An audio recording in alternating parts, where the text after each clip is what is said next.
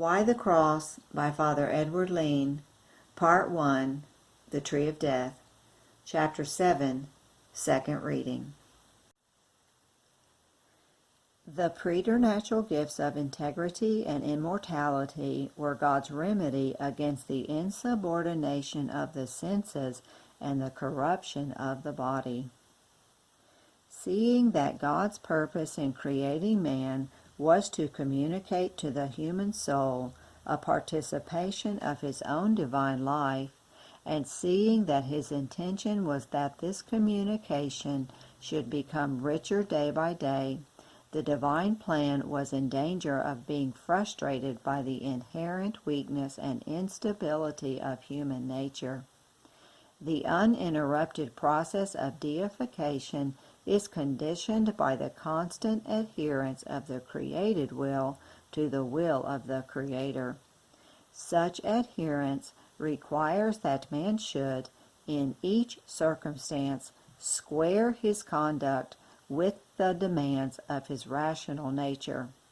By an act of sensuality or cowardice, or injustice, or precipitation in judgment, or of pride, relations between God and man could be severed to man's great loss. The Lord, from the beginning, adopted measures against this danger. He would not take from his creature the power of freely choosing between God and himself, and electing the one or the other as his supreme good. But he fortified man against the danger of conflict between sensibility and reason. By the preternatural gift of integrity, man could, without toil or effort, impose the law of reason on his sense tendencies. This gift is called preternatural because it bestows something that does not belong strictly to the constitution of human nature. Normally, the rule of reason over the lower faculties is constitutional and is imposed only after much struggle. The moral virtues of temperance, fortitude, justice, and prudence, according to the ordinary law of things, could be acquired only after years of sustained and unremitting effort. By the gift of integrity, the moral rectitude that is the fruit of the virtues was bestowed in a moment. Without any cost to himself, order was established in man's composite nature. Sense was subject to reason, and reason in its turn subjected itself readily to God.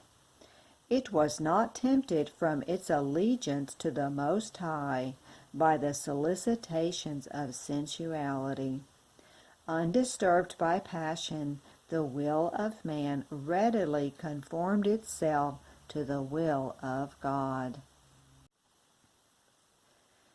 God was not content with dispensing man from the laborious pursuit of virtue by establishing at the outset perfect harmony between sense and reason. He as well furnished him with an antidote against the natural tendency to disintegration which belongs to all composite things. It is in keeping with the nature of the body, composed as it is of diverse elements, that it should, under the action of external forces, tend to infirmity and dissolution. God gave man a preservative against decay. He made him immortal. He enabled him not to die, though he did not take away radically the natural destination to death. Man was preserved from death by the preternatural gift of immortality. God's benefits did not end here. Man was not only dispensed from the toilsome acquisition of the moral virtues, he was also saved from the slow and painful quest of knowledge. To his intellect, without labor on his part, was given an understanding of human things, surpassing in range and depth anything that the world has since known. The knowledge of our Savior and that of the Blessed Virgin are, of course, accepted. All this preternatural splendor of moral and intellectual beauty was bestowed on man in order that no obstacle might be presented to the progressive divinization of his soul. The rectitude given by the gifts of integrity, science, and immortality made him an apt receptacle for the inflow of the divine life. There is another important aspect of the divine plan that must not be overlooked. The supernatural and preternatural privileges were conferred on the first parents of the human race, not on an individual title. Divine grace and its attendant perfections were made to be the ornament of human nature itself. It came to the persons through their nature. Hence every child of Adam, in deriving his nature from his parents, was meant to receive it invested with the glory of grace and integrity. As each one would reach the age of responsibility, he would experience no opposition in himself to the free evolution of the divine life in his soul. Each person would, of course, retain the power to prefer himself to God, the power of freely choosing his final end. But if he chose rightly, then his life would be a steady progress toward an ever closer assimilation to God. The gifts of grace would remain unequal, but all men would, in their own proper measure, resemble the Blessed Virgin Mary in her uninterrupted ascent to the summits of spiritual perfection. Sanctifying grace knits mankind into one supernatural organism, forming of all men one mystical body. Even in the supernatural scheme, man was made to tend toward his perfection in the framework of a spiritual society. It is his nature to be a member of society. The elevation by grace respects this radical exigency of the human species. In the plan of God, men were destined to be bound together, not only by the ties of nature, but by the ties of supernature. As in their veins was to flow the common blood of the human family, so through their souls was to course the common life-giving stream of grace. As all were unified on the plane of nature, so all were meant to be unified in the supernatural plane. Men were meant to form not merely one family. They were planned to function as members of one mystical body, all sharing in the same supernatural life. The whole human species was to work its way to its final goal as one man. In this way, says St. Thomas, the whole multitude of men, destined to receive human nature from the first parent of the race, is to be considered one group, or rather one body of a single individual. In this multitude each man, Adam himself included, can be considered a single person or a member of the multitude, which in its own order of nature is derived from a single individual. As the life-blood flows through all the members of the living body, supplying its suitable nourishment to each part, and enabling it to fulfill its appropriate function, so the lifeblood of the soul, that is, sanctifying grace and divine charity, was to stream through all the members of the vast mystic human body, imparting to each a divine vigor and empowering it to exercise its due role in relation to the other members and to the body as a whole. Adam was created to be the head, from whom the whole body, being compacted and fitly joined together, by what every joint supplieth, according to the operation in the measure of every part, maketh increase of the body unto the edifying of itself in charity. It is in the realm of the Spirit, and not in the realm of matter, that men can be made one. It is the divine nature of charity that will bring about that unification of humanity and universal brotherhood of men, and not the soulless materialism which is the dream of international atheists.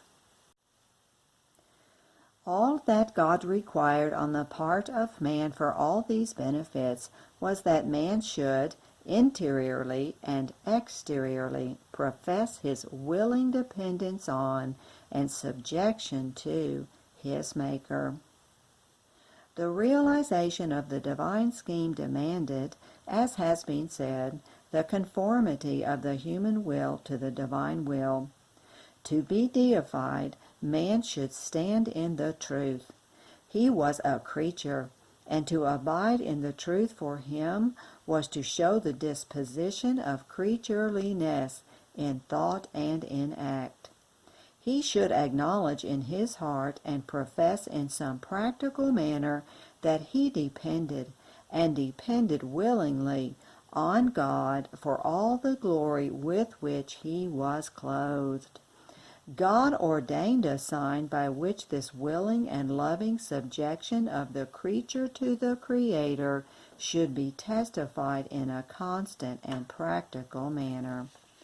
St. Thomas writes, "Because the state of justice depended on this, that the human will should subject itself to God, the Lord made certain injunctions by which he forbade man to eat of the tree of knowledge of good and evil. The eating of this was not prohibited as being in itself evil, but in order that in this small matter men should do something for the sole reason that it was commanded by God." The fruit of the tree of knowledge was for man's use, as well as all the other fruits of the garden. Man's abstaining from personal usage of it was the outward sign of his free subjection to God. It was a kind of sacrifice appropriate to the religion of Eden. No hardship or pain was caused by this deprivation. Sacrifice is a visible sign or symbolic action instituted by God, by which man acknowledges God's supreme dominion over him and his total dependence on God. The expropriation from man's usage of something belonging to man, an expropriation carried out by real or equivalent destruction, is the ordinary form of this symbolic gesture of dependence. In the Garden of Eden, the fruit which man did not allow himself to consume was destroyed as far as his usage of it was concerned, as really as if he burned it on an altar. He by his own act deprived himself of the power of using it.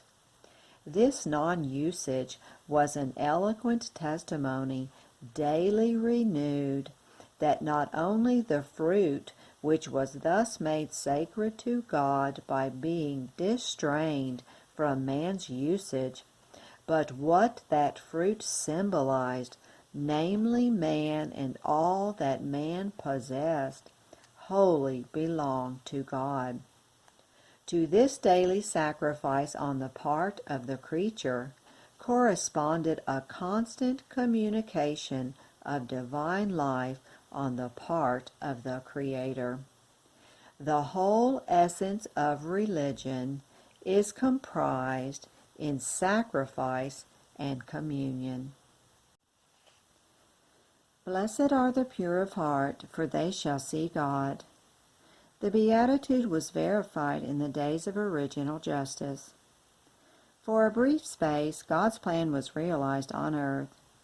Human nature in Adam and Eve was perfectly docile to God and receptive of His communications. These two persons received continual infusions of divine grace. Their every act was true, blameless, perfect, and done not solely out of regard for the demands of reason, but also in accordance with the requirements of filial love. They did the truth in charity. The Lord, taking human form, came and walked with them at eventide under the trees of paradise. This contact with God and intimacy with Him flooded with delight the souls of our first parents. The gladness of their souls affected their senses. They were bewilderingly happy in all their being. In the beginning, the soul tended always and in all things toward God, and united itself to Him alone. God in return communicated Himself to the soul, and in an even more perfect manner. This took place in the higher part of the soul, but perfect harmony reigning between the higher part of the soul and the inferior part, the effects of the divine communications made their way from the spirit to the senses and filled them with the enjoyment of God. The Heavenly Father created a fair setting for this happy life of His children. He placed them in a paradise of delights, of a clear atmosphere, pleasant temperature, fragrant flowers, and ever fruitful trees. But the essential element in man's happiness was not contributed by pleasant surroundings, but by the close union of his soul with God.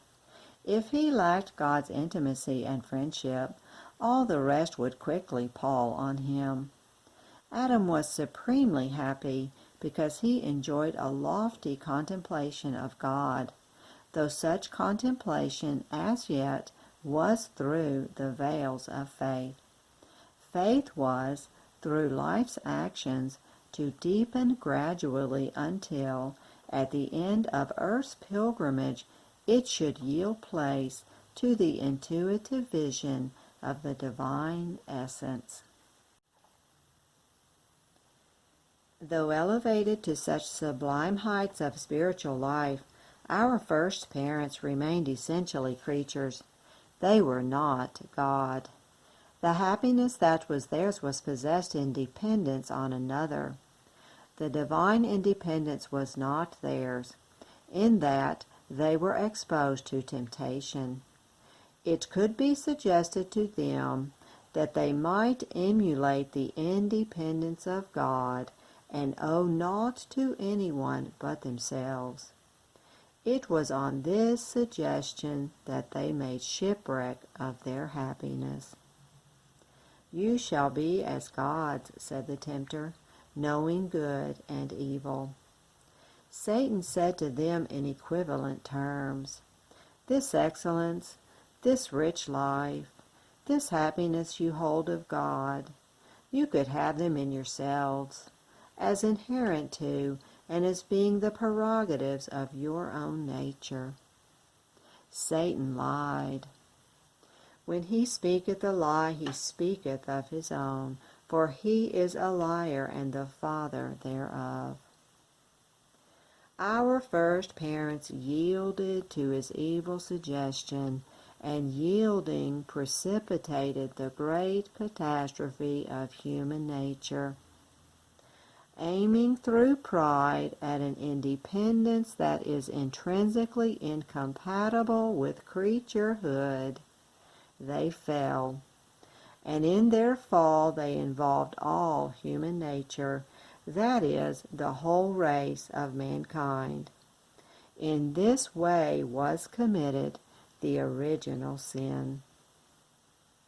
The nature of this great transgression and its consequence must be clearly explained if a proper understanding is to be had of the plan of redemption that God in His mercy designed for the salvation of the world.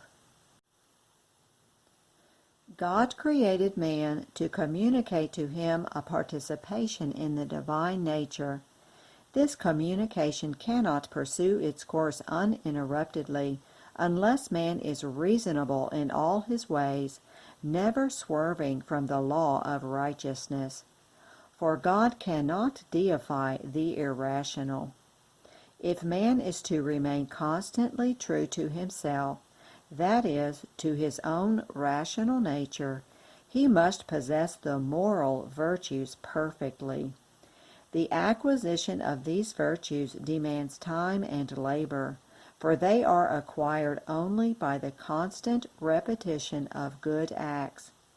To enable man to be perfectly receptive of the divinity from the beginning, God made man's composite nature harmonious and perfect by imparting to him the preternatural gift of integrity.